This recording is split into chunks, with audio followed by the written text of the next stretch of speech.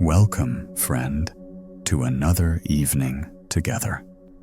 Tonight, you'll hear timeless Zen stories carried across centuries, each one a lantern to guide your restless mind into stillness.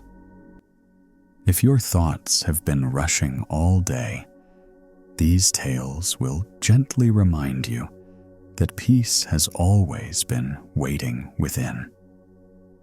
In our busy world, it's easy to forget. Calm isn't found in possessions or tomorrow's plans. It's already yours, quietly breathing inside.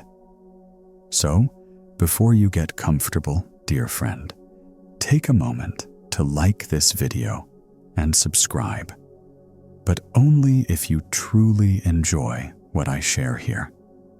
And if you'd like, write your local time and where you are listening from in the comments. I'd love to know. Now, let's ease into tonight's journey together, side by side. Close your eyes. Let your body soften, and allow me to share these stories with you as if we were sitting quietly by a lantern's glow, with the night air wrapping us in silence. At the edge of a small village, there stood an old stone lantern. Each evening, a young monk was tasked with lighting it, carrying a small flame from the temple hearth. He would kneel, strike the tinder, and watch as the lantern glowed softly against the coming dusk. One evening, as he lit the lantern, the flame flickered weakly. The wind was rising, clouds gathered low, and the boy grew anxious. "Master," he whispered, "the flame will soon fade. If it goes out, darkness will return. Should I shield it with my robe, or fetch more oil, or try again and again?" The master placed a hand gently on his shoulder. "Look," he said, pointing to the horizon. The last rays of the sun stretched across the sky, fading into deepening blue. The monk's small flame glowed faintly beside the greater light of dusk. "See how the flame weakens," the master said softly. "Yet even as it dies, it has already done its work." It reminds us that light does not disappear. It changes form. The day fades into night. The flame fades into memory. But the warmth remains in us. We need not fight endings. We need only see their beauty. The boy sat quietly, watching the flame flicker, then steady again. In that moment, he understood. The lantern was not meant to conquer the night. It was meant to glow for as long as it could, to be present without worry, to offer comfort without fear of fading. Zen teaches us that endings are not failures, but transformations. The Buddha said, "All that is subject to arising is subject to ceasing." Yet within this truth lies comfort. Nothing ends without giving way to something new. Friend, think of your own life. How often do you fear endings? The close of a day, the fading of strength, the quiet that follows sound. But what if you saw endings as lanterns at dusk, moments of gentle beauty, carrying warmth even as the light grows dim? In some temples, monks allow candles to burn until they extinguish on their own. They do not rush to relight them. They simply bow, honoring the flame's journey. In this way, they learn that worry cannot prolong what must change, and peace is found in accepting the cycle. Zen masters might ask, when a light fades in your life, do you grieve its loss, or do you rest in its glow? As you rest now, dear one, imagine yourself by that stone lantern. Its glow is soft, flickering in the night breeze. Beyond it, the horizon darkens, yet your heart feels no fear. You breathe in, knowing the flame is enough as it is. You breathe out, letting its light enter you, carrying you into rest. The young monk returned each evening with less anxiety. He lit the lantern not to fight the night, but to honor the moment. And even when the flame grew small, he smiled, knowing that its warmth lived on in his own chest. Can you still see that lantern glowing faintly at dusk? Its flame did not fight the darkness, yet it gave warmth all the same. Even now, that image lingers in your chest, reminding you that peace is not in clinging, but in allowing each light to shine as long as it does. Hold that calm as we step gently into another story. This one about a gourd floating on the river and the freedom that comes from letting go. A farmer once lived by a wide river. Each day, he carried heavy bundles of grain across a narrow bridge, his back bent beneath the weight. He worried constantly about floods, about thieves, about his crops failing. The more he worried, the heavier his load seemed to grow.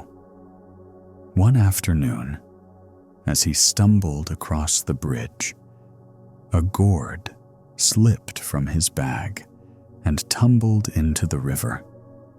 Panicked, the farmer chased along the bank, shouting, "My gourd! My gourd! I must get it back." An old monk sitting nearby chuckled. "Why do you chase it?" "It is mine," the farmer cried. "If I lose it, I will suffer." The monk pointed to the gourd bobbing lightly on the current. "Do you see? The river carries it easily, while you nearly break beneath your load. You clutch what could float, and in clinging, you drown yourself." The farmer stopped, breathing hard. He watched as the gourd drifted downstream, spinning gently in the sunlight. For the first time, he saw not loss, but freedom. The gourd did not resist, yet it did not sink. It floated because it allowed itself to be carried. He loosened his grip on the sacks upon his shoulders. For once, he walked slowly, almost lightly, across the bridge. Zen teaches us that clinging creates suffering. The Buddha said, "You only lose what you cling to." Like the gourd, when we let go, we find we are held by the very current we once feared. Friend, think of what you are carrying tonight. Worries about tomorrow, regrets from yesterday? Do they weigh upon your shoulders like sacks of grain? What if you set them in the river, letting them float where they may? Would you feel lighter, freer? In some monasteries, novices practice by placing small objects into streams, stones, flowers, even scraps of paper with their fears written on them. They watch as the water carries them away, learning that release is an act of trust. Zen masters might ask, what gourd could you let float downstream tonight? As you rest here, dear one, imagine yourself standing by a river. You hold your burdens in your hands. Slowly, you set them down upon the current. At first, you hesitate, but then you watch them float, bobbing lightly, carried away with ease. With each exhale, another worry drifts farther downstream. With each inhale, your body grows lighter. The farmer returned home that evening with fewer burdens. Though his sacks still held grain, his heart no longer carried the weight of endless worry. He remembered the gourd drifting in the sun and smiled, whispering, I too can float. May you float tonight as well, trusting the current of life to carry you, free of the heaviness of clinging, resting in the ease of release. Friend, do you see the gourd still drifting along the river? Light, unburdened, carried by the current without resistance. That image rests quietly in your chest now, reminding you that your own worries too can float away if you let them. With that lightness in you, let us step into another story, one about a flute that lost its sound and the music it discovered in silence. In a temple by the sea, a novice loved to play the flute. Each evening, when his work was finished, he would sit near the waves and play soft melodies. The villagers said his music calmed their children, soothed their tired hearts, and carried them gently into sleep. But one day, the flute cracked. No matter how the boy tried, no sound would come. He pressed his lips, blew harder, shifted his fingers, but only silence emerged. In despair, he wept. My music is gone. Without sound, the flute is useless. What purpose is left for me? An old master, hearing his cries, sat beside him. The master lifted the broken flute, placed it to his lips, and breathed softly. Of course, no note came, only the sound of breath passing through. The master smiled. Listen carefully, he whispered. The novice frowned. There is nothing. The master shook his head. There is everything. Do you hear the waves behind us? Do you hear the wind in the trees? The breath moving through your chest?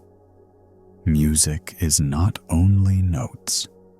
music is also silence, for without silence, no song could exist. The flute has not failed you.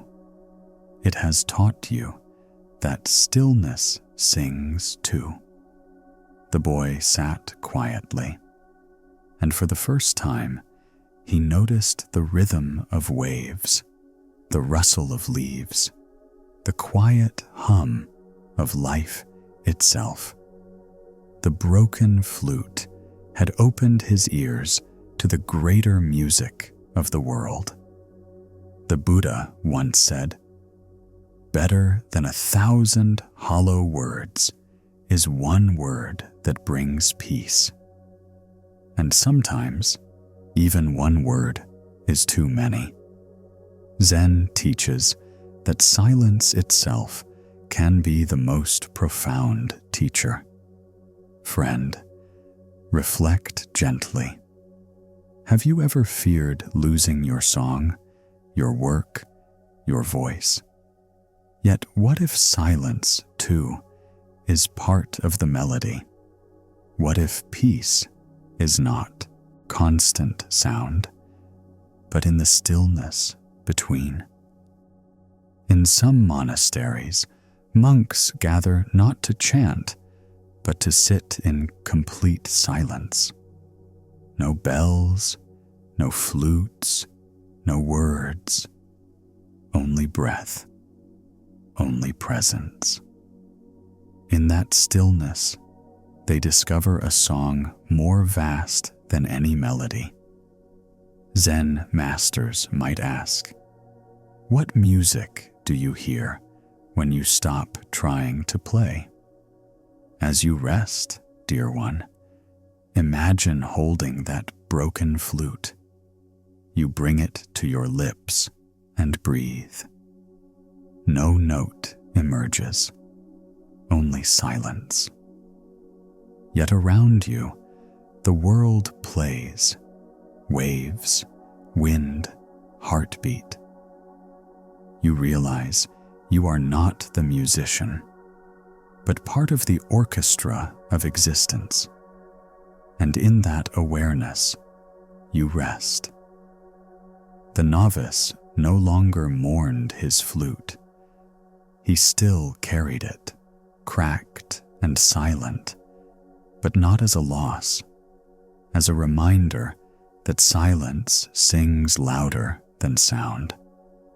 And each night, he sat by the sea, breathing, listening, falling into harmony with the music of life.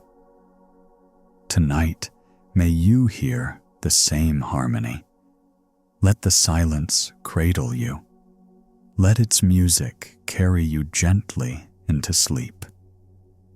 The broken flute still rests in your hands, doesn't it? No notes emerge, yet silence itself has become the song. Can you hear it now? The rhythm of your breath, the pulse of your heart, the quiet hum of the night around you. With that harmony alive within, let us step into another story. This one about a hidden spring, where refreshment was found beneath the hardest ground. Long ago, in a village perched on a dry hillside, the earth often cracked beneath the sun. Crops failed, wells emptied, and people grew weary from thirst. Among them was a traveler passing through, carrying only a small spade. When he reached the edge of the village, he stopped and began digging. The villagers laughed. "Fool," they said, "this ground is barren. You'll find nothing but dust." But the traveler kept digging. The soil was dry and heavy, and sweat poured from his brow. Still, he pressed on. Day after day, he returned, his hands blistered, his back bent. One morning, as the villagers passed by, they saw him strike stone. With one more thrust of his spade, a crack opened, and cool water began to seep through. Slowly at first, then in a steady stream, a spring bubbled forth, filling the air with freshness. The villagers rushed to drink, astonished. "How did you know the spring was here?" they asked. The traveler smiled faintly. "I did not know. I only trusted that beneath the hardest ground, water waits. All that is needed is patience to uncover it." The villagers bowed, realizing that they had given up too easily.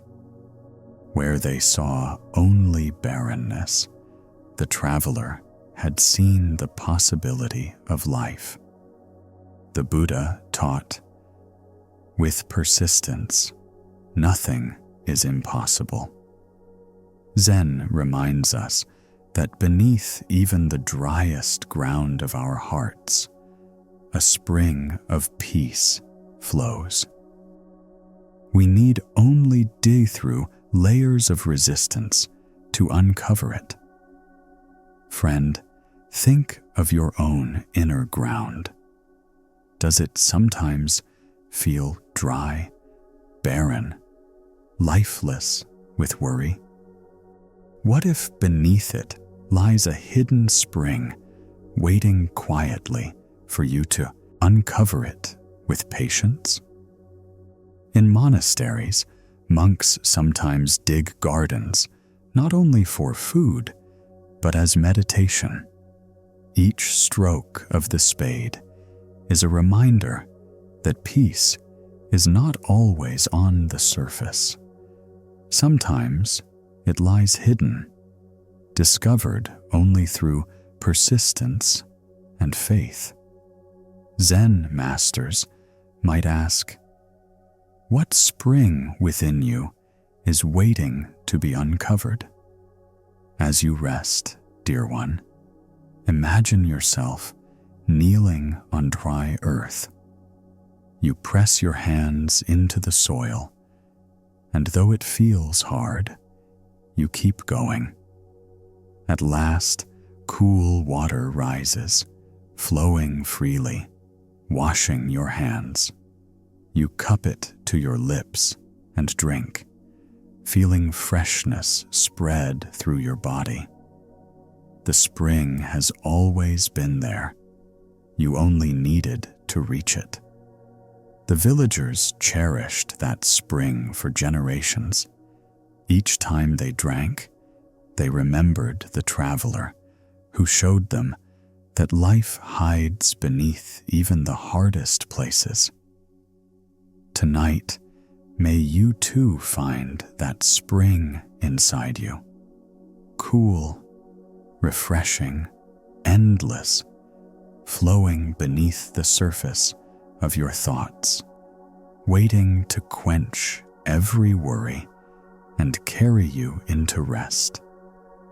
Can you still taste the cool water from that hidden spring? The way it rose from beneath the dry earth, surprising all who had given up hope. That same freshness flows within you now, reminding you that peace often hides beneath worry, waiting patiently to be uncovered. With that calm, let us step into another story. This one about a fragile paper window and the way weakness itself can become the gate of light. In a small wooden temple high in the mountains, the meditation hall was lined with thin paper windows. During the day, sunlight poured softly through them, filling the room with gentle warmth. At night, lanterns inside made the hall glow faintly across the snow. One winter, a young novice sat before a torn window. A storm had ripped a hole in the paper, leaving the frame ragged. Cold air slipped in, and the boy grumbled. "This window is useless. It cannot keep the wind away. It is weak and broken." His master approached and placed a hand on the frame. "Is it useless?" he asked. "Look again." The boy frowned. Through the torn paper, he noticed something new.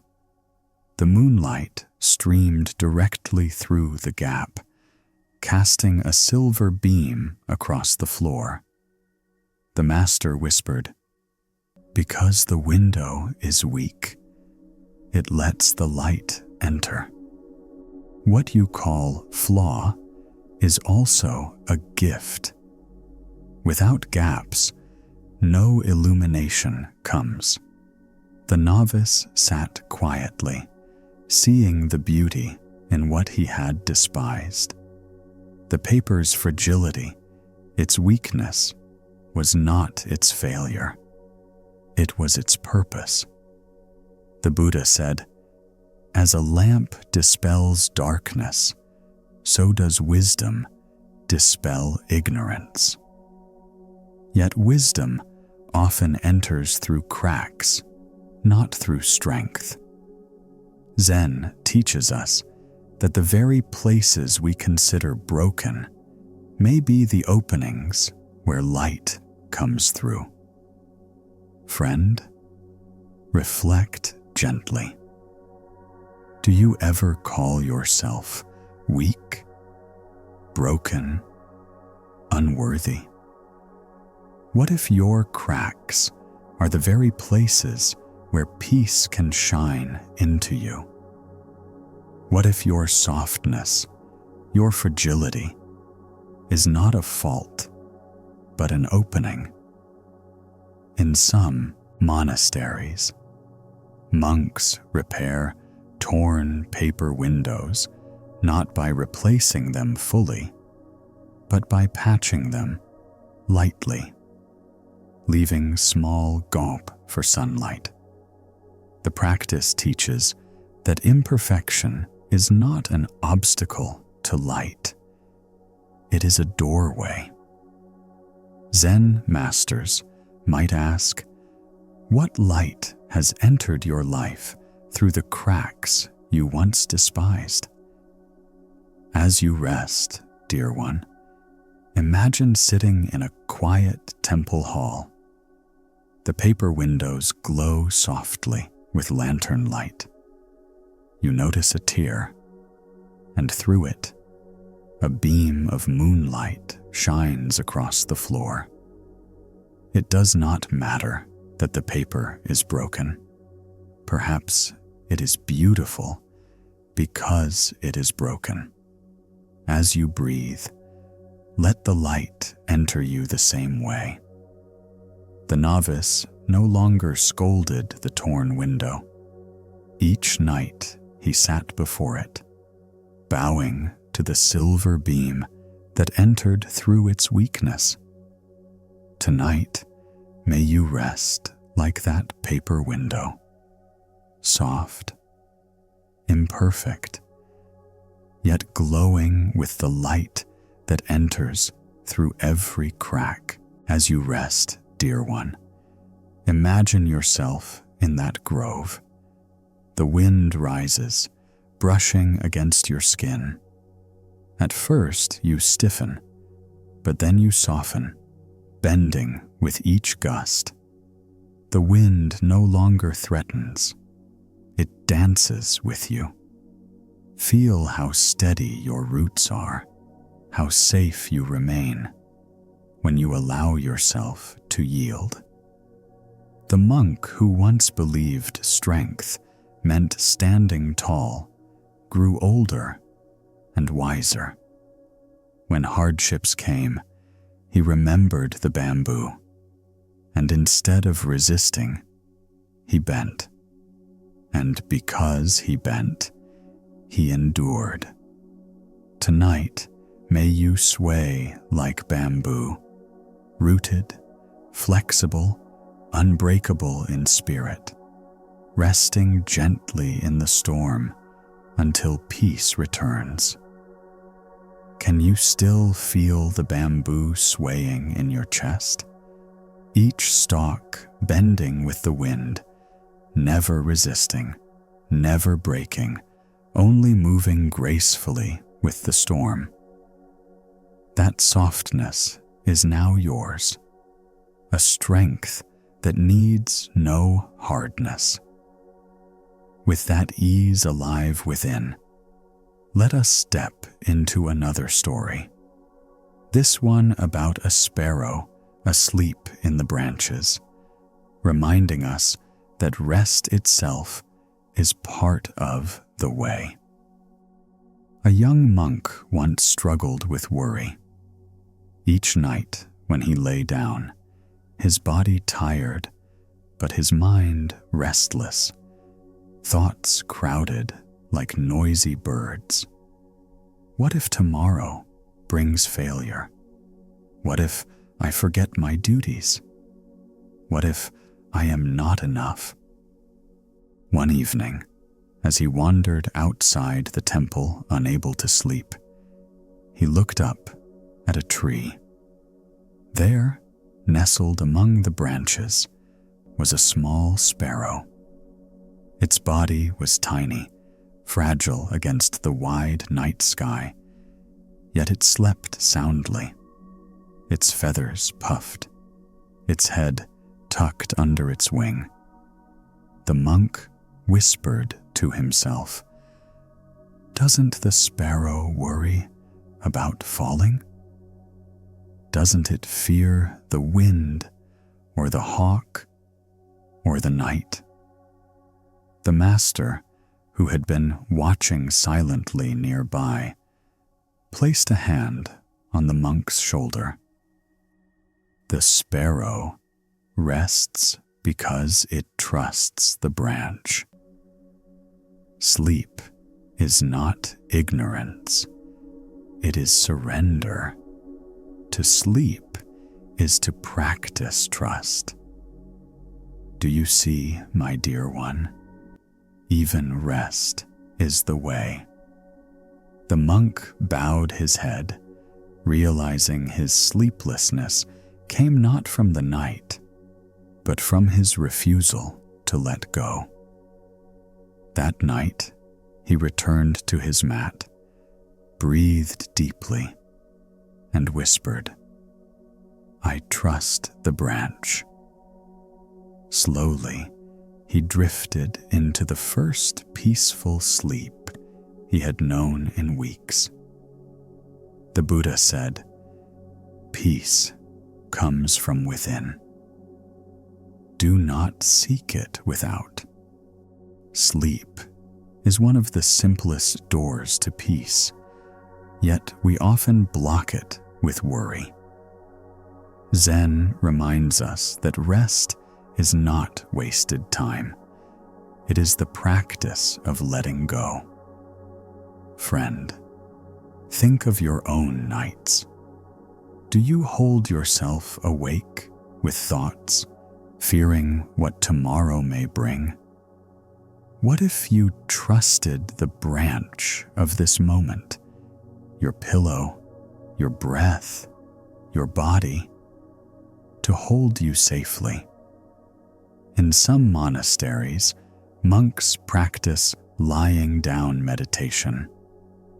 They rest fully, eyes closed, and notice the rise and fall of breath. Instead of striving, they let the body soften into the earth, learning that surrender is also awakening. Zen masters might ask, Do you see sleep as escape or as practice itself? As you rest, dear one, imagine yourself as that sparrow. Your body, small but safe, feathers puffed, head tucked gently. The branch beneath you does not break. The wind may blow, but you remain held. Each exhale carries you deeper into trust. Each inhale reminds you, you are safe. The young monk who once feared sleep began to greet it as a friend. Each night, as his eyes closed, he whispered the sparrow's lesson. To rest is to trust. And with that, worry no longer ruled his nights. Tonight, may you also sleep like that sparrow, soft, trusting, safe in the branches of peace. The sparrow still sleeps gently in the branches of your mind, doesn't it? Tiny, fragile, yet utterly safe, reminding you that rest is not weakness, but trust. As you breathe more slowly now, let us step into another story. This one about an empty shelf, and how richness can be found not in what is there, but in what is absent. In a temple storeroom, rows of wooden shelves stood filled with bowls, candles, scrolls, and tools for daily practice. One day, a young novice noticed a single shelf left bare, its surface polished smooth, holding nothing at all. "Master," he asked curiously, "why leave this shelf empty when we could use it for more storage?" The old master smiled, running his hand across the wood. "Do you see how your eyes return again and again to this space? Emptiness itself has value. The shelf teaches us that having nothing can be as useful as having something. If it were crowded, you would not notice the space at all." The novice frowned. "But what is the use of something that holds nothing?" The master tapped gently on the air above the shelf. "This emptiness is what allows the room to breathe. Just as the space inside a bowl makes it useful, the space on this shelf is what makes the storeroom feel open, uncluttered, alive. We treasure what is full, but it is emptiness that carries peace." The boy stood quietly, realizing that the empty shelf was not a waste, but a presence, an invitation to rest, to breathe, to see clearly. The Buddha said, "Form is emptiness, and emptiness is form." Zen reminds us that what we call empty is not nothing. It is the very openness that allows everything else to exist. Friend, reflect gently. Do you sometimes believe your life must be full of tasks, possessions, achievements, to be worthwhile? What if the richest gift you could give yourself is space? Could you see emptiness not as absence, but as freedom? In some monasteries, monks leave entire rooms unfurnished, calling them rooms of nothing. They sit inside not to use them, but to be with the space itself, learning to value the quiet of emptiness as deeply as the fullness of form. Zen masters might ask, if a shelf in your heart were left empty, what peace might it hold? As you rest, dear one, imagine yourself standing before that shelf. At first, you think it should hold something, but then you notice how open it feels, how light the room becomes because of it. You bow to the emptiness, grateful for its quiet gift. Tonight, let that shelf be your breath, spacious, uncluttered, free. The novice no longer asked why the shelf was empty. He dusted it each morning with care, treating its openness as sacred. And in time, he realized the emptiness within himself could be cared for the same way. Tonight, may you rest like that empty shelf, uncluttered, peaceful, carrying the richness of space itself. Can you still see that empty shelf in your mind? Smooth, unburdened, open, carrying peace not through what it held, but through what it left free. That same spaciousness now fills your breath, reminding you that emptiness is never wasted. It is freedom. With that calm, let us walk into another story. This one about a candle in the storm, and how even the smallest light can remain steady in turmoil. In a small temple on the edge of the coast, storms often swept in from the sea. The wind would rattle the shutters, rain pounded the roof, and lightning flashed across the sky. During one such storm, a novice was told to guard a single candle placed in the meditation hall. He sat trembling, watching the flame flicker wildly in the draft. Fear grew in his chest. "Master," he called, "the storm is too strong. The candle will surely die." The old teacher entered quietly, his robe wet with rain. He looked at the candle, its tiny flame wavering, then smiled. "It has not died yet." "But it is so small," the novice whispered. "Small," said the master, "yet it shines." Darkness is vast, the storm is wild, but see how your eyes return again and again to this little light. The candle does not try to banish the storm. It only continues to be itself. That is enough. The boy stared at the flame, and something in him softened. He realized the storm could rage as it pleased, but the candle, in its smallness, still brought light to the hall. The Buddha said, "Thousands of candles can be lit from a single candle, and the life of the candle will not be shortened."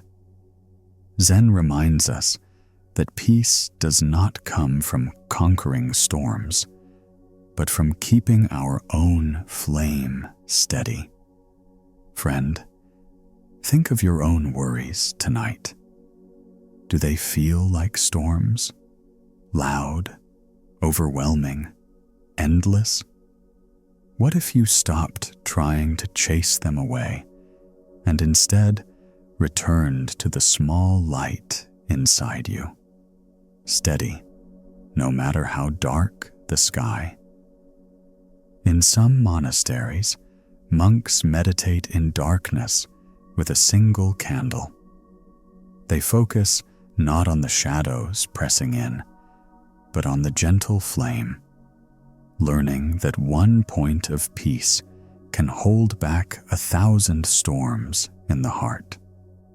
Zen masters might ask, are you measuring your peace by the size of the storm, or by the steadiness of your flame?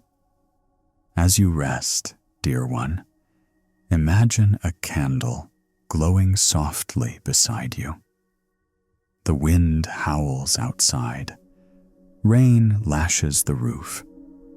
But the flame continues, steady and warm. Each breath you take is a shield around it. Each exhale strengthens its glow. No matter the storm, your light remains. The novice never feared the storms as he once did. Each time lightning flashed, he looked instead at the candle, whispering, "Be steady." And in its steadiness, he found his own. Tonight, may you also be like that candle, small, quiet, steady, enough. Whatever storms surround you, may your inner light glow calmly, carrying you through the night. Can you still see that small candle glowing in the storm? Its flame steady, gentle, never trying to conquer the night, yet enough to light the hall. That same light now burns softly in your chest, reminding you that peace is not about banishing turmoil, but about staying steady in its midst. With that warmth inside, let us enter another story, this one about rain falling on a roof and the comfort hidden in life's quiet rhythms. A novice once lay awake on a rainy night. His mind raced with worries, duties left unfinished, lessons forgotten, mistakes that might bring scolding from his teacher. He turned restlessly on his mat, unable to quiet the storm within. Then he noticed the storm outside. Rain tapped against the roof, steady and unhurried. Tuck, tuck, tuck. A rhythm that never faltered. At first, he found it distracting, but the longer he listened, the more his own breath began to match its pace. The next morning, he told his master, "I fell asleep listening to the rain. It was as though the sky itself sang me into rest." The master nodded with a smile. The rain is a teacher. It does not hurry, yet it never fails. It falls where it will, nourishing field and forest alike. Worry is like rushing water. It floods and destroys. Peace is like falling rain. It follows its rhythm, and in that rhythm, all things are cared for. The boy returned each rainy night to listen. The sound no longer kept him awake. It soothed him, reminding him that life itself has rhythms, and he need only breathe with them. The Buddha once said, "Health is the greatest gift, contentment the greatest wealth." Rain teaches contentment. It falls without effort, nourishing quietly, asking for nothing in return. Friend, reflect gently. Do you rush against the rhythm of life, always fearing you are too late, too slow, not enough? What if you listened instead to the steady tapping of existence, the breath, the heartbeat, the small routines that carry you without force? In some monasteries, monks meditate during storms, bowing not in fear, but in gratitude. The rain's tapping becomes a mantra, steady and grounding, teaching that even the sky offers reminders to slow down. Zen masters might ask, are you listening to life's floods or to its gentle rain? As you rest here, dear one, imagine lying beneath a wooden roof while rain falls softly above. Each drop lands with a tiny note, together forming a lullaby. Your breath joins the rhythm, slow, steady, soothing. Let the rain wash away your thoughts. Let it carry you into sleep. The novice who once feared restless nights learned to welcome them when rain came. Each drop reminded him, life has its rhythm, and peace is found in trusting it. Tonight, may you hear the rain within your own breath. May it fall softly, steadily, until every worry is washed away. Can you still hear the rain upon the roof? Each drop steady, soothing, carrying you deeper into calm. Just as the novice learned, the world itself sings lullabies when we listen closely.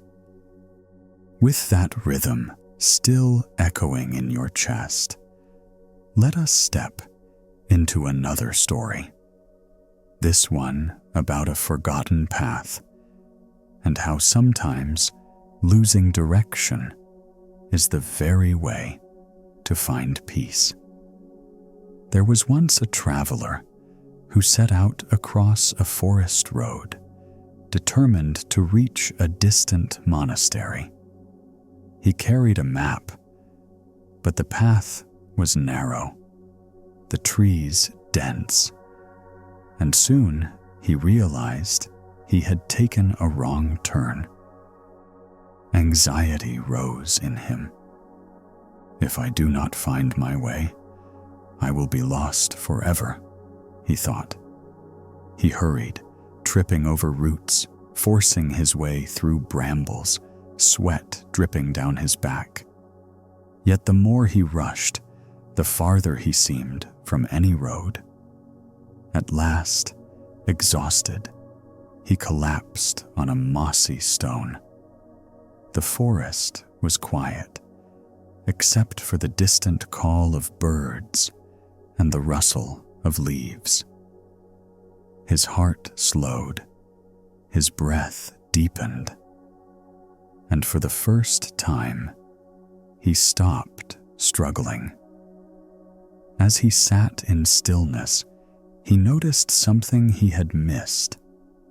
A faint path beneath his feet, soft from years of hidden use. It was not on his map, but it was real, winding gently deeper into the forest.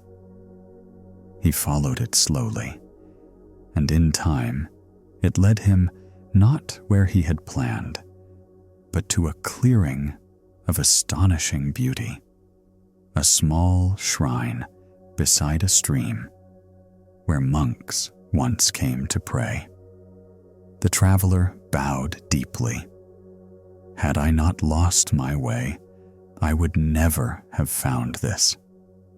The Buddha taught, not by traveling is one a traveler on the path. Zen reminds us that losing our way is not failure. It is often the moment the true path reveals itself. Friend, think of your own life. Do you fear being lost? When plans fail? When direction vanishes? When tomorrow feels uncertain? What if those moments are not mistakes, but invitations? What if the path you never expected is the one that holds your peace? In some monasteries, monks deliberately wander forest trails with no maps, trusting their steps to carry them. They call it practice of not knowing, learning that uncertainty is itself the way. Zen masters might ask, what if losing direction was the very way to find it? As you rest, dear one, imagine walking through a forest. At first, you panic when the road disappears, but then you breathe, slow down, and see a faint trail glowing in the moss. You follow it, step by step, and discover a hidden clearing waiting for you. Let your worries about tomorrow dissolve. Even when you feel lost, the way is already beneath your feet. The traveler returned home years later, but he often told of the forgotten path. I was lost, he said, but in losing, I found.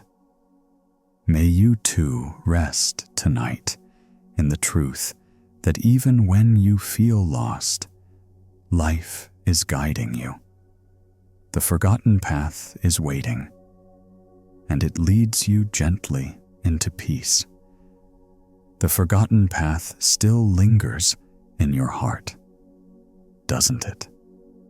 That tuft trail through the mossy forest, found only when the traveler finally stopped struggling. Can you feel the relief in knowing that even being lost can lead you exactly where you need to be? With that peace inside, let us move into another story. This one about a potter's wheel and the patience hidden in the slow shaping of clay. In a village by the river, a humble potter worked each day at his wheel. His hands were calloused, his robe stained with clay, yet the bowls he made carried a quiet beauty. A novice, watching him, grew impatient. Why do you turn the wheel so slowly? The boy asked. If you spun it faster, you could make more bowls in less time. The potter chuckled, his hands steady on the clay. The wheel spins as it must. Too fast, and the bowl collapses. Too slow, and it loses shape. Patience is not delay. It is the rhythm that gives form. The boy frowned, but the potter invited him to try. At first, the boy spun the wheel quickly, eager to see results. The clay wobbled, then crumpled in on itself. Frustrated, he slowed too much, and the form sagged. Only when he matched the wheel's natural rhythm, pressing gently, did the clay rise, steady and smooth. The potter smiled. See? The clay does not obey force. It responds to steady hands, to patience. So too with the mind. If you rush it, it collapses. If you neglect it, it sinks. With patience, it rises. The Buddha said, "Little by little, a person becomes good, as a water jar is filled drop by drop." Zen reminds us that patience is not waiting for change. It is the quiet act of shaping moment by moment without hurry. Friend, do you ever rush yourself, demanding progress, straining for results? What if, like the clay, your own growth cannot be forced, but must be shaped gently, with time and care? In monasteries, novices sometimes practice pottery as meditation. Their first bowls collapse again and again. But in the slow rhythm of wheel and breath, they learn that shaping life itself requires patience and gentleness. Zen masters might ask, are you rushing the wheel of your life, or letting it turn at its natural pace? As you rest, dear one, imagine sitting at a potter's wheel.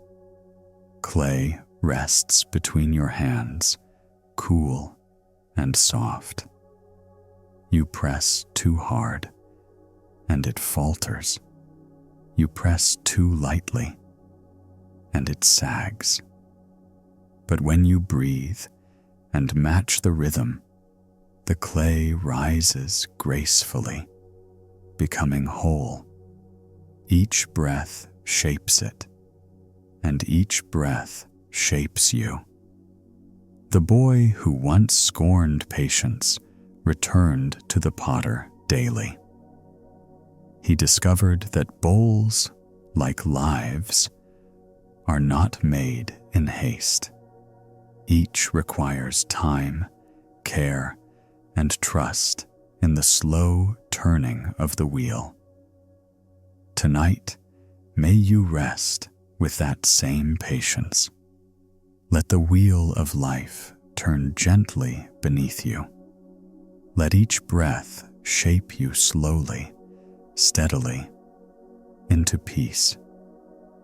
Can you still feel the slow turning of that potter's wheel?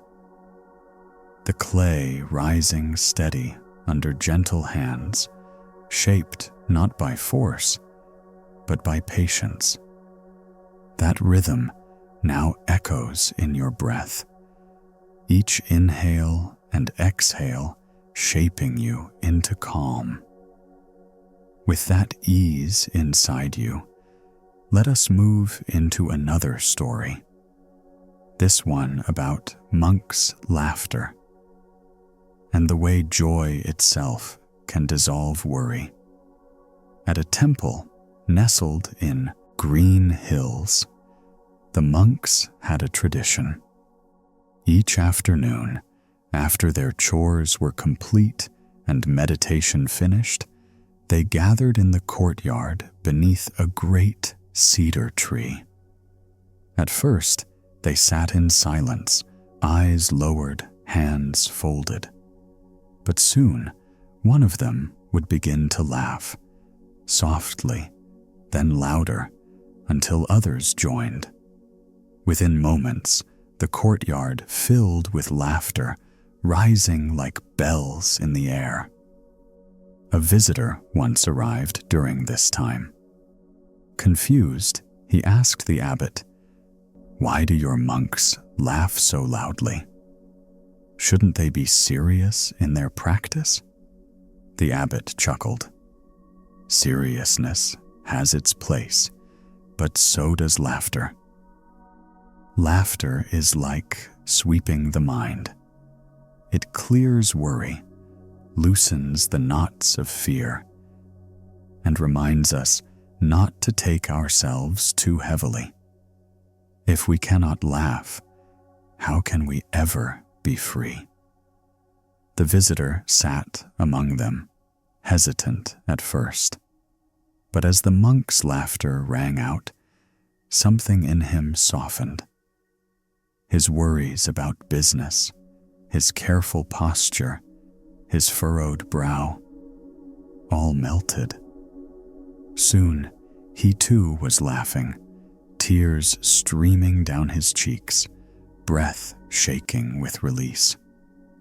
Afterwards, he whispered, "I feel lighter, as though I've set down a burden I didn't know I carried." The abbot nodded. "That is why we laugh. The sound carries worry away." The Buddha said, "Better it is to live one day seeing the rise and fall of things than to live 100 years without seeing it." Zen adds, "In laughter, we see impermanence too. Fear vanishes, replaced by joy that comes and goes freely." Friend, think of your own life.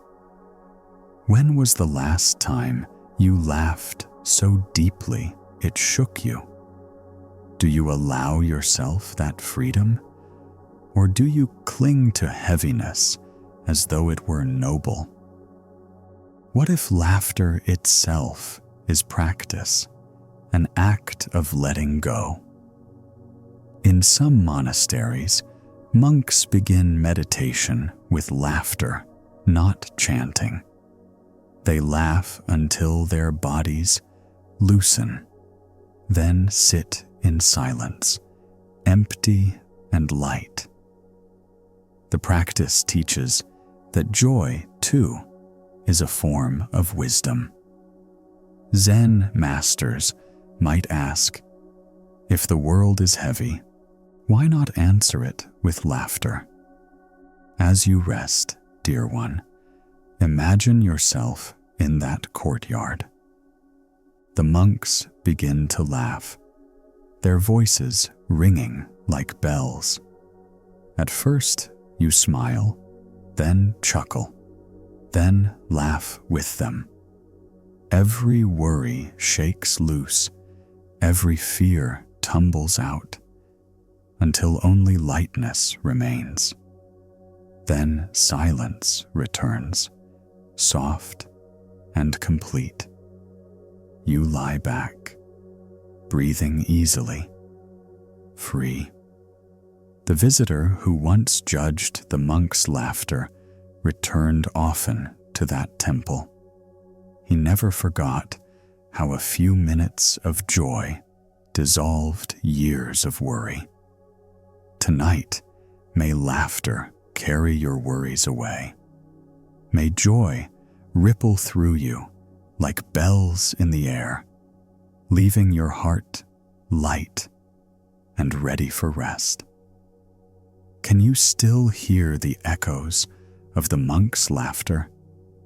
Like bells in the courtyard, each peal chasing away worry, leaving behind only lightness and air. That sound still lingers in you, softening your breath, loosening your chest. With that joy alive inside, let us step into another story, this one about a moonlit pond and how beauty remains even when it cannot be grasped. One summer evening, a novice walked alone through the temple gardens. He came upon a small pond, its surface smooth as glass. The moon hung overhead, round and luminous, and its reflection shone clearly in the water. The boy gazed in wonder. He thought, "If I scoop the water, I can hold the moon in my hands." Excited, he cupped his palms and dipped them into the pond. The water shimmered, but when he lifted it, only ripples and drops remained. The moon had slipped away. Frustrated, he tried again with a bowl, but each time the water spilled and the reflection vanished. At last, he slumped by the edge of the pond, weary and disappointed. His master, who had been watching quietly, sat beside him. "Why do you weep?" "I want to hold the moon," the boy whispered. The master smiled gently. The moon was never in the pond. What you see is its reflection. To grasp it is to lose it. To enjoy it, you need only look. Beauty need not be possessed to be yours. The boy lifted his eyes. There above him hung the real moon, bright and steady. He realized then that some things are meant only to be seen, not seized. The Buddha said, "Attachment is the root of suffering." Zen adds, "Many of our worries come from trying to grasp what cannot be held. When we release the need to own, we finally see the beauty that was always free." Friend, think gently. Do you ever try to grasp moments, people, joys, only to find them slipping away? What if you simply allowed yourself to look, to appreciate, without needing to hold on? In some monasteries, monks gather by ponds at night, gazing at the moon's reflection. They never touch the water, for the practice is to honor beauty without possession. Zen masters might ask, how much peace would you feel if you stopped trying to hold what was never yours to keep? As you rest, dear one, imagine yourself by that moonlit pond. The water is still, the moon clear. You do not reach for it. You only breathe, gazing at its reflection. Then you lift your eyes and see the real moon above, steady, luminous, always present. Feel the calm of knowing beauty is already yours in seeing. The novice returned often to the pond, but never again tried to scoop the moon. He sat quietly, smiling at its glow, knowing it could never be lost. Tonight, may you rest with the same ease. Let every thought be like the moon's reflection, beautiful to witness, needing no grasp. The moonlit pond still shimmers within you, doesn't it? The reflection is soft, unreachable, yet its beauty is yours the moment you simply look. That calm truth rests now in your chest. Peace does not need possession, only presence. With that ease, let us wander into another story, this one about an abandoned hut and how shelter sometimes waits in the most unexpected places. a weary traveler, once journeyed through mountains thick with fog. He carried no map, and the night grew colder as the path wound endlessly.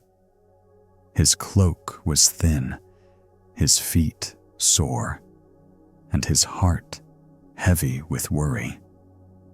At last, just as despair threatened to overwhelm him, he noticed a shadow in the trees.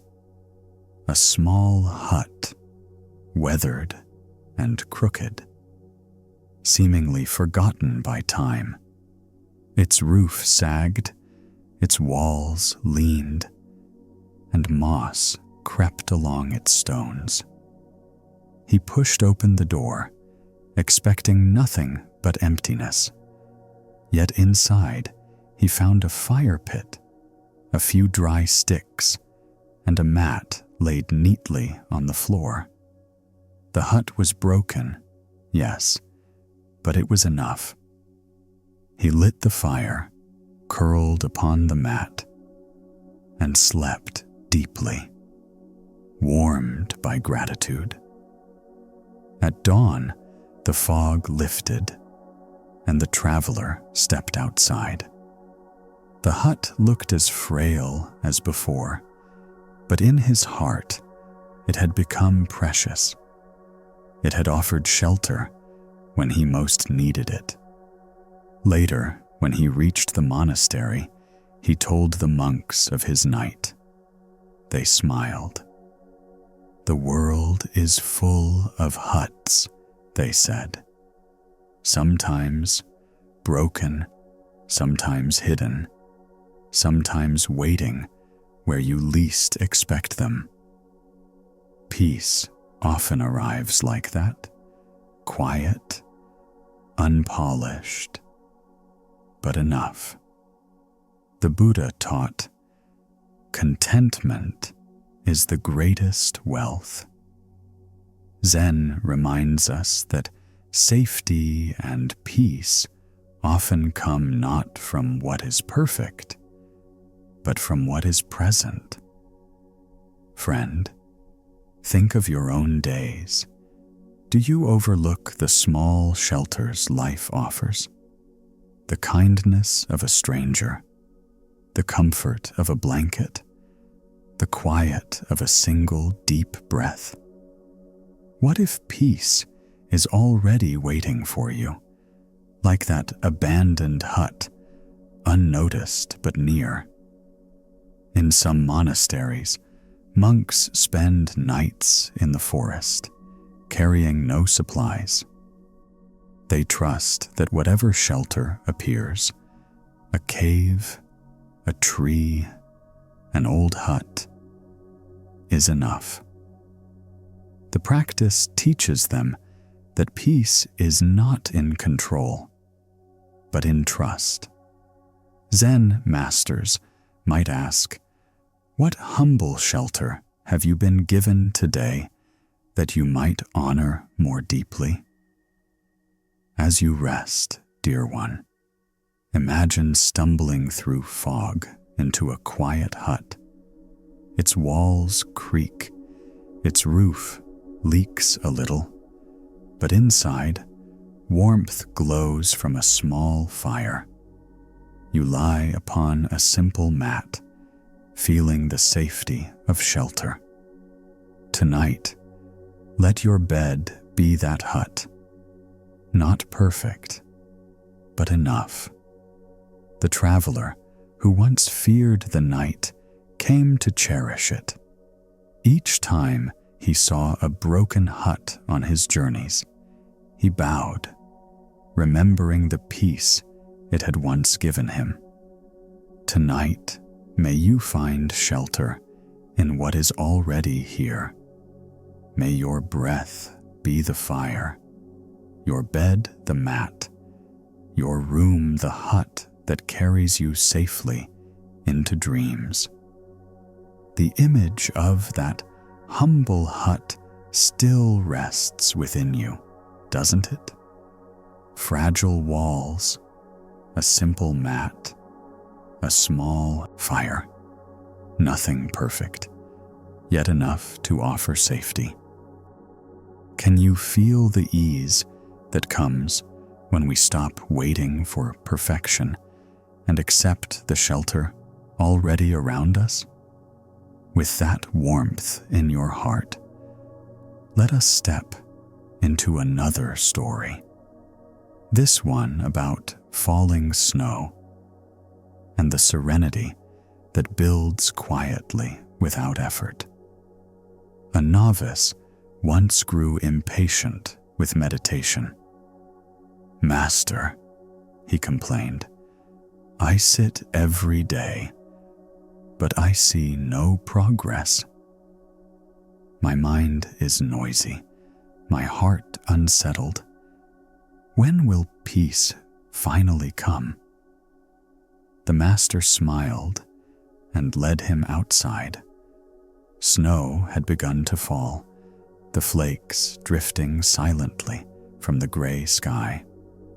The ground was bare at first, but as they watched, white gathered slowly across the stones, the rooftops, and the trees. "Do you see?" the master asked. The boy frowned. "I see snow?" The master chuckled. "At first, nothing seems to change. The ground looks empty, but flake by flake, the snow gathers until all is covered. Peace is the same. You may not notice it day by day, but with patience, it builds quietly until the whole mind is blanketed in calm." The boy looked again. The rooftops that had been dark were now white. The trees that had been bare now shimmered with soft brightness. What had seemed slow was in fact steady, inevitable. The Buddha said, "Do not overlook tiny good deeds, thinking they are of no benefit. Even drops of water, when they fall, can fill a jar." Zen teaches that peace is built flake by flake, breath by breath, until one day we find ourselves covered in stillness. Friend, reflect softly. Do you grow restless, believing peace is too far away? What if it is already falling upon you, quietly, gently, one breath at a time? Could you trust that serenity builds even when you cannot yet see it? In some monasteries, monks sit outside during snowfall, letting flakes settle upon their robes. They do not move or brush them away. The practice teaches that patience is not waiting for change, but receiving it as it arrives. Zen masters might ask, what small flakes of calm are already settling on you tonight? As you rest, dear one, imagine snow falling around you. At first, the ground is bare, but slowly a blanket forms. Flake by flake, the world softens. Each inhale is a flake landing. Each exhale, another layer of peace. Soon, you are covered, held in stillness, safe beneath the quiet snow. The novice no longer demanded results from his meditation. Each day he sat, trusting the flakes of peace to fall. And in time, he looked around and realized his life, once restless, was now covered in calm. Tonight, may snow fall gently within you. May each breath be a flake of peace, settling quietly. until you are wrapped completely in rest. Can you still feel the snow falling inside you? Flake by flake, each breath laying down another layer of stillness until your whole body is covered in calm. That quiet blanket now holds you safely, soft and complete. With that peace, let us step into another story. This one about a tsusoit, sparrow's feather, and the vast meaning carried by the smallest of gifts.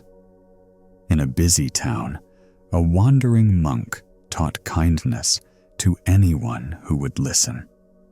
Children often followed him, curious about his simple robes and gentle ways.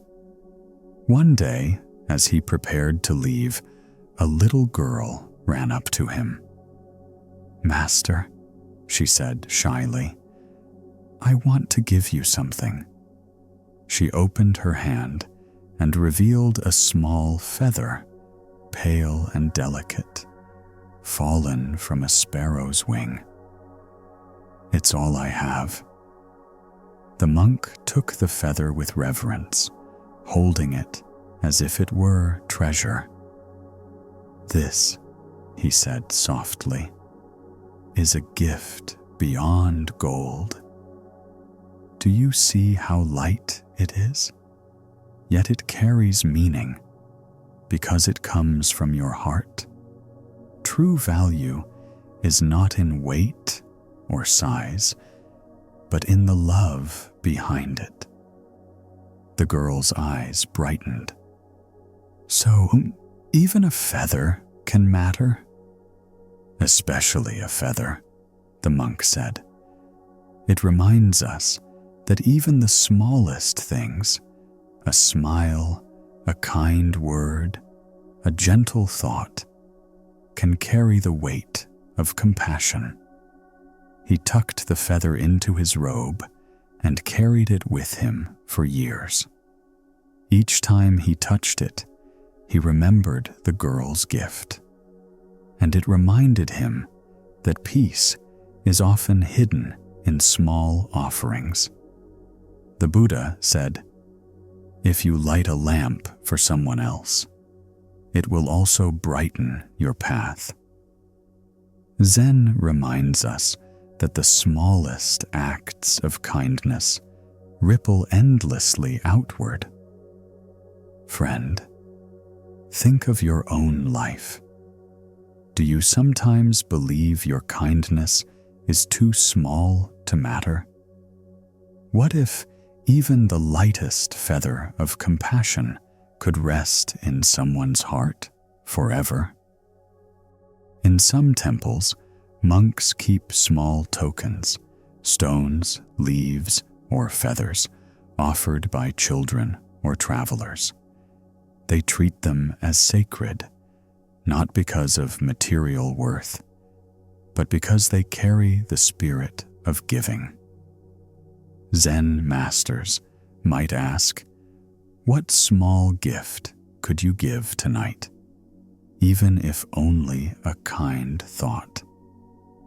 As you rest, dear one, imagine holding a feather in your hand. It is weightless, soft, drifting with the smallest breath, and yet it feels precious, glowing with meaning. Let your own kindness be like this feather, light, effortless, yet carrying peace far beyond what you can see. The monk carried the sparrow's feather until the end of his life.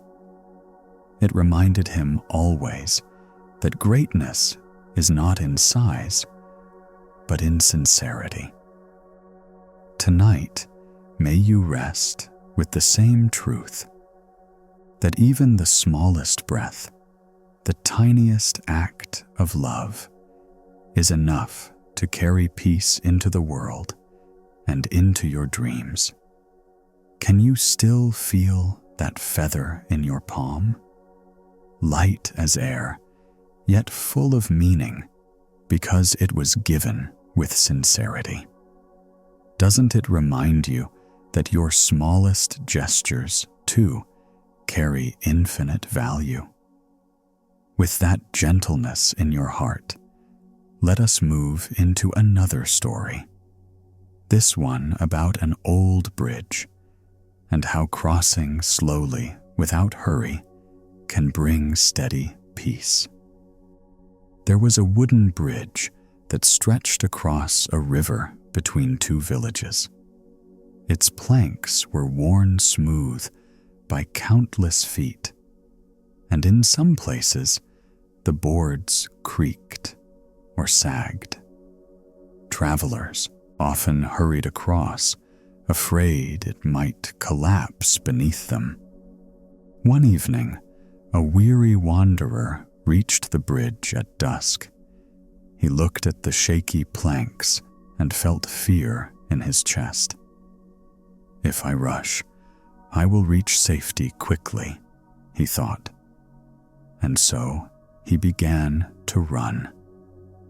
The boards groaned, and one nearly broke beneath his hurried steps. He stumbled, clutching the rope rails, his heart racing.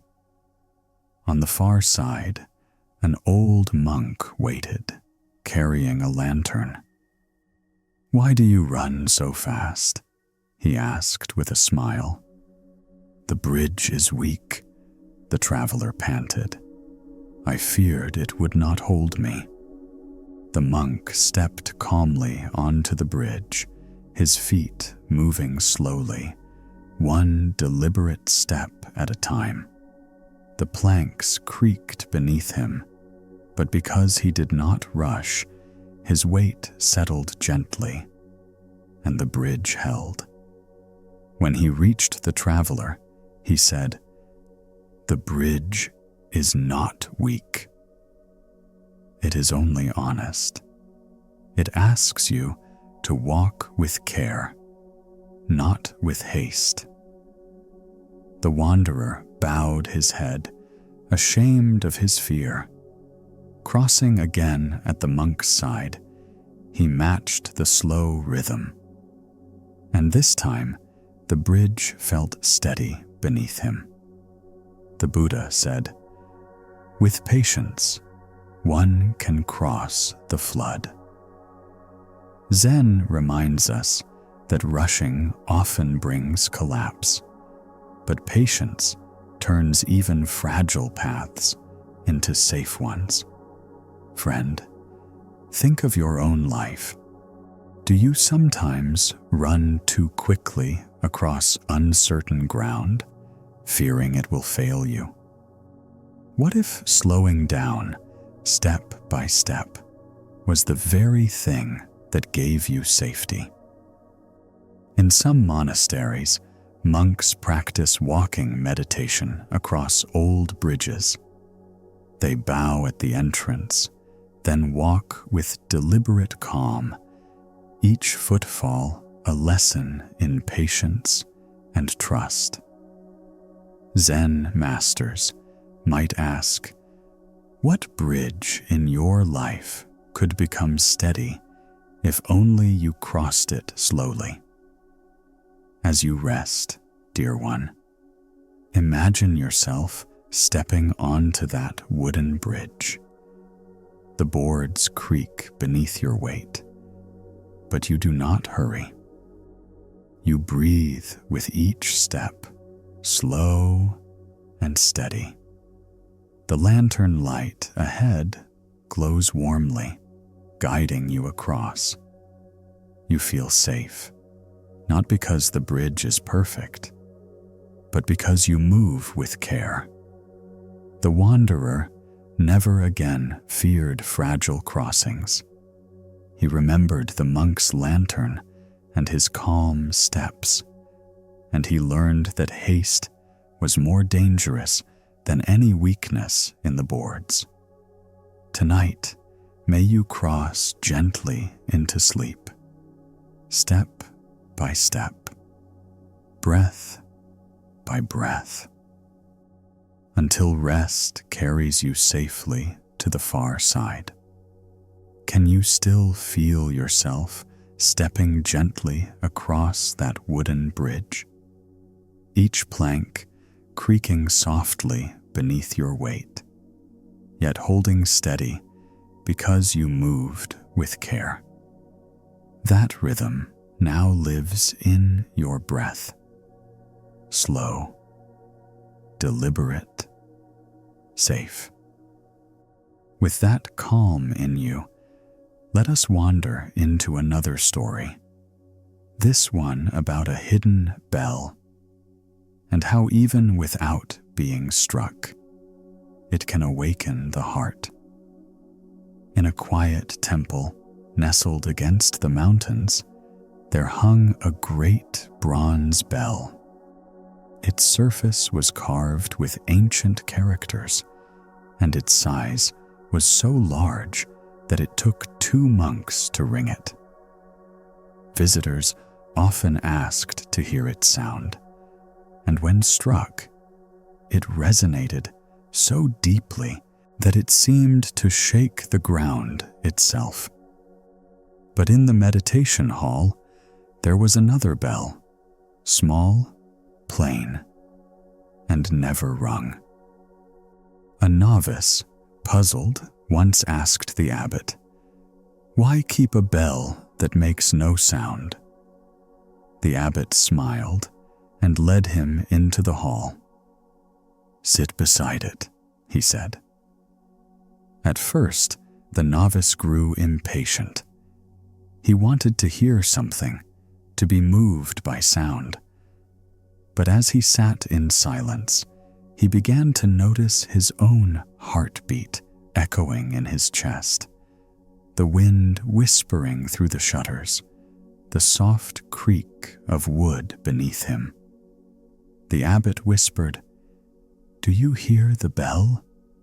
The boy frowned. "It has not been struck." The abbot nodded. "Exactly. This bell teaches you that awakening does not always come with noise or drama. Sometimes the most powerful sound is silence itself. You do not need to strike the bell to feel its presence. It is already here, reminding you to listen deeply. The Buddha said, "Better than 1,000 hollow words is one word that brings peace." Zen adds, "Sometimes that word is no word at all, just the stillness that reveals what was always present."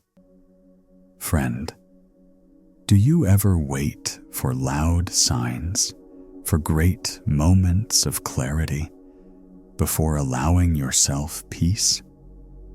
What if the quiet itself is already your teacher? Could you trust the unstruck bell of your own heart? In some monasteries, monks sit in halls where bells are never rung. They bow to them daily, remembering that the potential for sound is enough to remind them of presence. Zen masters might ask, what if silence itself is the awakening you seek? As you rest, dear one, imagine sitting beside that bell. It never moves, it never sounds, yet its presence fills the room. Around you, silence deepens, steady and calm. You realize you do not need to strike anything to be at peace. Peace is already here, humming quietly beneath every breath. The novice who once longed for the bell's voice grew to love its silence. Each time he passed it, he bowed, remembering that even without striking, It had awakened something in him. Tonight, may you rest like that bell, silent, steady, already enough. No sound is needed. Your quiet presence is the teaching itself. The quiet bell still stands in your heart, doesn't it? Unstruck, unmoving, yet resonating with a silence so deep it awakens you gently. Can you feel how even stillness can be a teacher, showing you that peace is already here? With that calm presence, let us move into another story. This one about a lotus rising from the mud, and how beauty can bloom even from difficulty. By the edge of a marsh, a monk led his student along a muddy path. The air smelled of wet earth, and the ground was thick with muck. The student wrinkled his nose. "Master, this place is filthy. Nothing good can grow here." The monk pointed to the pond before them. "Look again." There, rising from the mud, stood a lotus flower. Its stem stretched upward through the murky water, its petals opening in the sunlight, white, pure, radiant against the dark. The student gazed in awe. How can such beauty come from such mud? The monk smiled. The lotus does not despise its roots. Without the mud, it could not grow. Without the darkness, it could not reach for the light. So it is with us. Our suffering, our mistakes, our struggles are the soil that nourishes awakening. The boy bowed, realizing that the very difficulties he had resented were not obstacles, but foundations. The Buddha said, "As a lotus is born in water, grows in water, and rises out of water to stand above it unsoiled, so I too was born in the world, grew up in the world, yet lived above the world, unsoiled by it." Zen reminds us that peace is not found by avoiding mud, but by transforming it into bloom. Friend, reflect softly. Do you despise your own struggles, wishing they had never come? What if they were the very ground from which your compassion and wisdom have grown? In some monasteries, monks cultivate lotus ponds deliberately, tending the mud as carefully as the blossoms. They teach novices to bow not only to the flower, but to the Buddha that made it possible. Zen masters might ask, "What lotus has bloomed in your life because of the mud you once resented?" As you rest, dear one, imagine standing at the edge of a pond. The water is murky, the mud thick, but rising from it is a lotus, petals opening, radiant and pure. You breathe deeply, realizing that your own struggles, too, can bloom into peace. Let this vision carry you softly into rest. The student returned often to the pond. Each time he saw the lotus, he whispered, "Thank you, mud."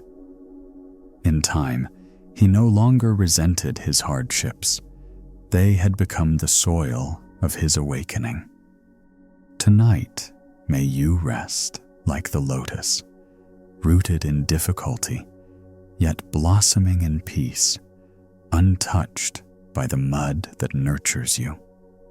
The lotus still opens quietly in your heart, doesn't it? Rooted in mud, yet radiant in the light. It reminds you that even struggle can nourish beauty. With that truth blossoming gently inside, let us move into another story, this one about passing clouds, and how releasing anxious thoughts can bring the sky of peace back into view. A novice once sat with his master in the temple courtyard. His brow was furrowed, his eyes restless. "Master," he said, "my mind is heavy with worries. They crowd me like storms. No matter how I push them away, they return again and again." The master tilted his head toward the sky. "Look up." "What do you see?" The boy frowned. "Clouds. They hide the sun. The sky looks gloomy." The master nodded. "Yes, clouds pass across the sky. Do you command them to come? Do you order them to leave?" "No," the novice admitted. "Do they stay forever?" The boy looked again. Already, a patch of blue appeared between drifting gray. He shook his head. "No, master." "They move." The master smiled gently. "So it is with your worries. They are clouds. You are the sky. Do not fight them. Do not cling. Let them drift, and the sky will return." The boy breathed slowly, his furrowed brow easing. For the first time, he felt his worries as shapes passing through, not as chains binding him. The Buddha said, "Nothing is permanent. Everything is subject to change." Zen reminds us that anxious thoughts are only weather. They do not define the sky of who you are. Friend, think of your own thoughts tonight. Are there clouds drifting across your mind? Worries about tomorrow? Regrets from today? Can you let them move without trying to hold them still? In some monasteries, monks meditate outdoors, watching clouds. They bow to each one, white or gray, as it passes, reminding themselves that no thought, no feeling, ever lingers forever. Zen masters might ask, are you living as the clouds, or as the sky that holds them? As you rest, dear one, imagine yourself lying beneath a wide sky. Clouds drift slowly across, some heavy, some light. You do not chase them. You do not resist. You only breathe, watching as they pass. And in their passing, you realize the sky has always been clear. The novice returned to the courtyard often.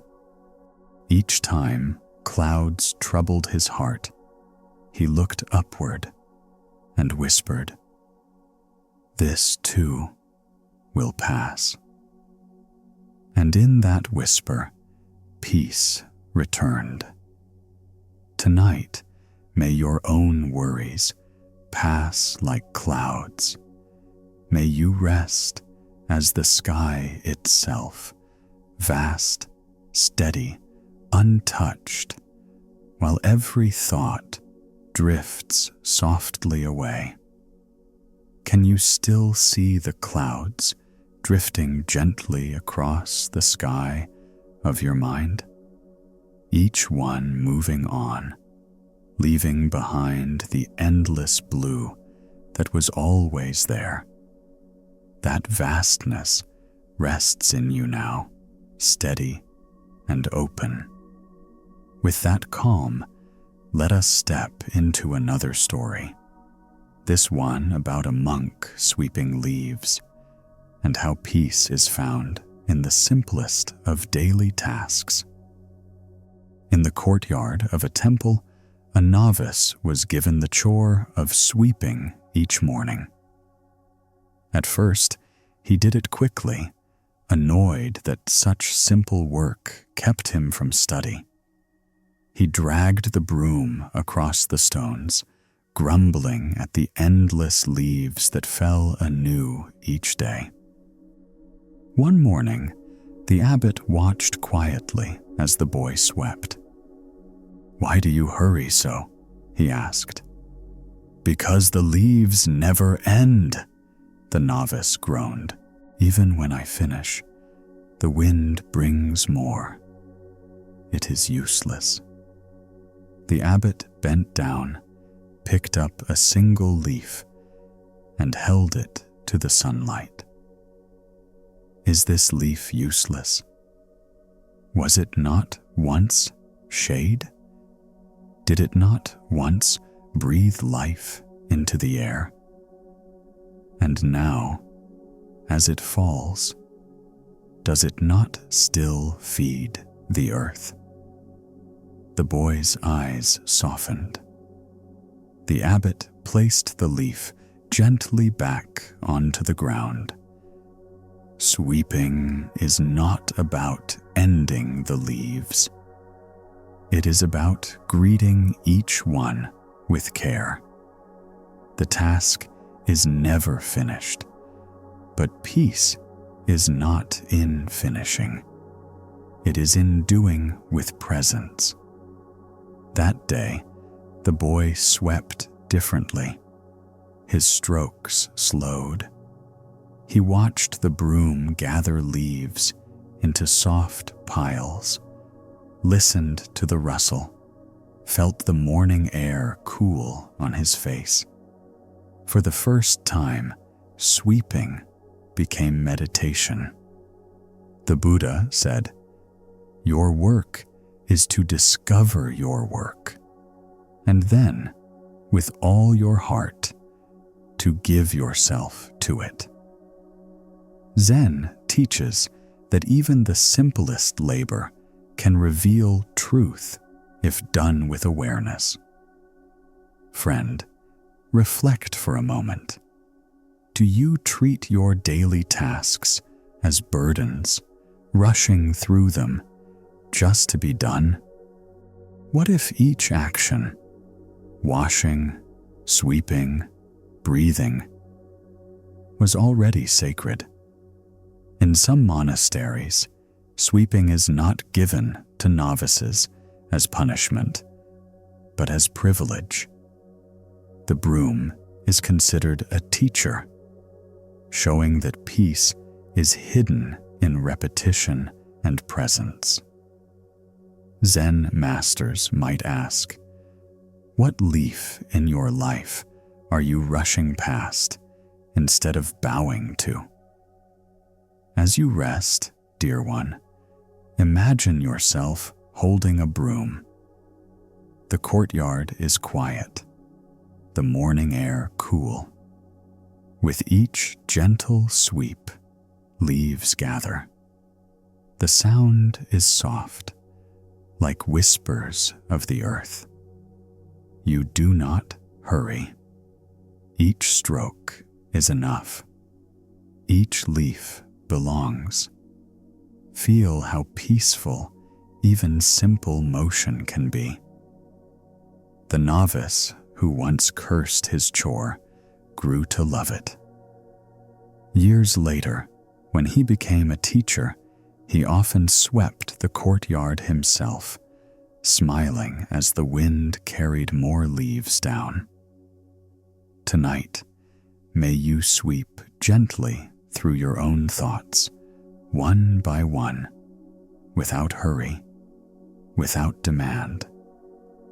Each breath is a stroke of the broom. Each exhale gathers peace. Can you still hear the soft rustle of the broom through fallen leaves? Each stroke gentle, unhurried, carrying peace in its simple rhythm.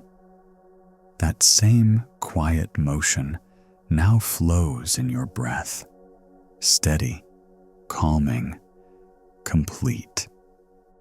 With that ease in your chest, let us step into another story. This one about a twilight forest and how guidance can appear even as light fades. A traveler once found himself deep in a forest as evening fell. The path before him grew dim, and shadows stretched long across the ground. Fear rose in his heart. If the light vanishes completely, I will be lost, he thought. But as twilight deepened, he began to notice something unexpected. The pale trunks of birch trees glowed softly against the dark. Fireflies appeared, drifting like tiny lanterns among the branches. Even the moss beneath his feet seemed to glimmer faintly in the fading light. Step by step, the traveler realized he could still find his way. Though the sun had gone, the forest offered its own gentle guidance. The darker the night became, the more he noticed the small lights around him. Later, when he reached a village at the forest's edge, he told the villagers of his fear. An elder smiled. Twilight is never the end. It is the time when hidden guides appear. Fear makes us blind, but trust makes us see. The traveler bowed deeply, understanding that the night itself had been his teacher. The Buddha said, "Those who are awake shine radiantly, like the moon free from clouds." Zen reminds us that even in darkness, light reveals itself, not always in blazing suns, but in small glimmers that guide the way. Friend, think of your own moments when the light seemed to fade, when certainty left, when direction grew dim. Did you notice the small guides that appeared? Kind words, small blessings, unexpected clarity. What if twilight itself is an invitation to look more closely? In some monasteries, monks walk through forests at dusk in silence. They train their eyes to notice fireflies, pale bark, moonlit stones. The practice teaches that guidance is always present, even when the sun sets. Zen masters might ask, when light fades in your life, do you despair? Or do you look for the hidden guides? As you rest, dear one, Imagine yourself in a twilight forest. Shadows stretch, yet fireflies drift softly. The trunks of trees gleam pale. The moss glows faintly. You walk slowly, breathing deeply, trusting the small lights to guide you. Feel how safe it is to be carried forward, step by gentle step. The traveler who once feared twilight came to cherish it. Each evening, as the sky grew dim, he smiled, remembering the quiet lights that had led him home. Tonight, may you rest like that traveler, trusting the small glimmers, letting twilight carry you gently toward peace. Can you still see the fireflies glowing softly in the twilight forest? Their gentle light guiding you step by step, even when the sun has long faded. That trust now rests in your own chest, the knowing that even in darkness, there are always small guides to lead you onward. With that peace inside, let us move into our final story, one about a master's last smile and the gratitude that can close a life in joy. An old Zen master, beloved by many, grew weak with age. His body thinned, his steps slowed, yet his presence remained warm and steady. Like the fading glow of a lantern at dusk, his students gathered around his bed as his final day drew near. One of them asked anxiously, "Master, are you afraid?" The old teacher shook his head gently. "Fear? Number. My life has been a gift. Each breath, each mistake, each laugh, each sorrow.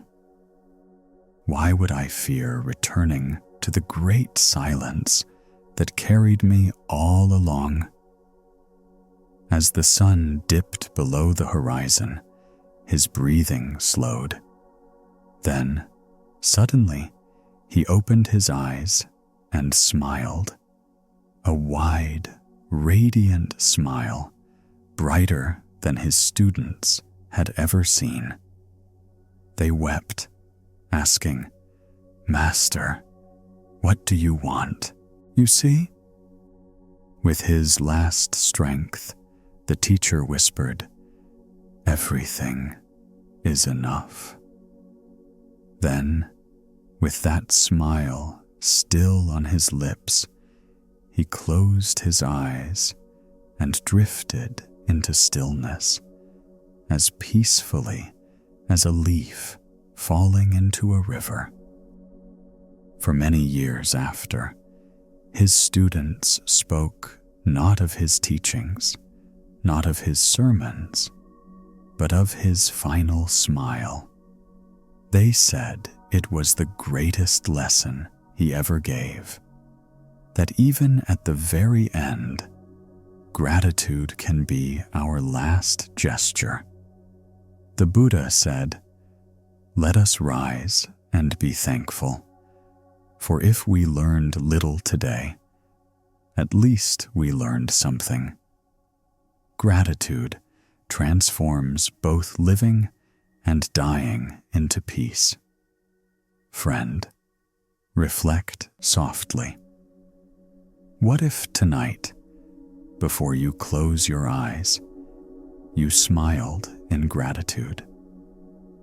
Not because everything was perfect, but because everything, joys and struggles alike, has been enough. Could you let that smile carry you into rest? In monasteries, Monks bow at the end of each day, not because it was free of mistakes, but because it was full enough. They bow in gratitude for breath, for food, for life itself. Zen masters might ask, if your last act were a smile, would you feel complete? As you rest, dear one, imagine yourself lying peacefully, a smile softening your lips. You breathe in gratitude for the day, for your body, for this moment.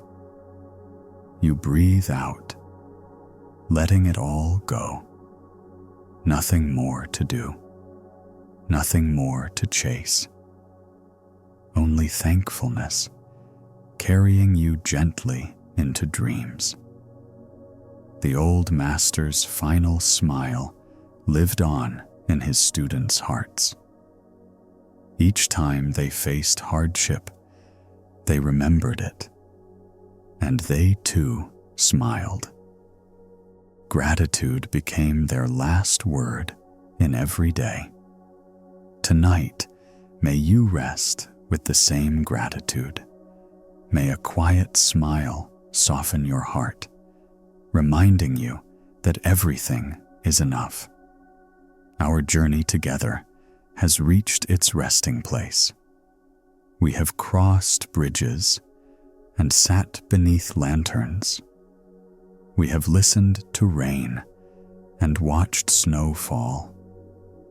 We have seen lotus bloom from mud and fireflies glow in twilight.